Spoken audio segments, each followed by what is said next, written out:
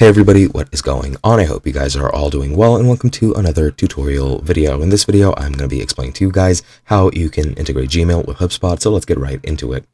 As you can see, currently I'm on my dashboard. However, this is not what your dashboard is going to look like. When you actually create your account and go into the feed, you're going to see an option to connect either Gmail or Outlook from the dashboard. Now, I've removed it since I ran into an issue, so I don't see it here, but you just need to select Gmail and then follow the steps, which are the same as if I go to the App Store, which I'm going to be showing you right now. Now, to access the app marketplace, what you need to do is go into the data management tab from the left, then go into integrations, and then go into the App Store. Now you can visit the app marketplace from this button. If you don't have any apps, this is going to show up. If you do, just go to app marketplace, click on that button, and you're going to be taken to the marketplace. Now once you're here, the first option is pretty much always Gmail, so just click on that, and you should be using either a Chrome browser or Chrome based browser for this.